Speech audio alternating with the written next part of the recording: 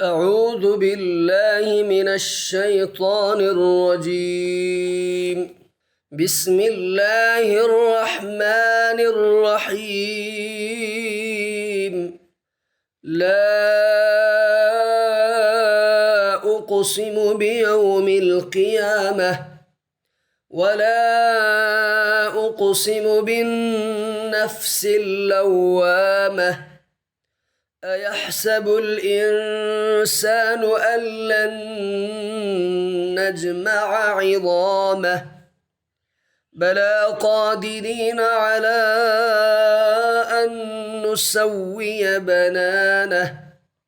بل يريد الإنسان ليفجر أمامه يسأل أيان يوم القيامة فإذا برق البصر وخسف القمر وجمع الشمس والقمر يقول الإنسان يومئذ أين المفر كلا لا وزر إلى ربك يومئذ المستقر ينبأ الإنسان يومئذ بما قدم وأخر بل الإنسان على نفسه بصيرة ولو ألقى معاذيره لا تحرك به لسانك لتعجل به إن علينا جمعه وقرآنه فإذا قرأناه فاتبع قرآنه ثم إن علينا بيانه كلا بل تحبون العاجلة وتذرون الآخرة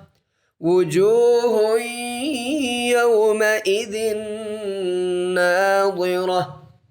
إلى ربها ناظرة ووجوه يومئذ باسرة تظن أن يفعل بها فاقرة كلا إذا بلغت التراقي وقيل من راق وظن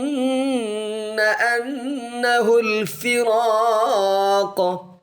والتفت الساق بالساق إلى ربك يومئذ المساق فلا صدق ولا صلى ولكن كذب وتولى ثم ذهب إلى أهله يتمطى أولى لك فأولى ثم أولى لك فأولى أيحسب الإنسان أن يترك سدى ألم يكن نطفة من مني يمنى ثم كان علقة فخلق فسوى فجعل منه الزوجين الذكر والأنثى أليس ذلك بقادر على أن يحيي الموتى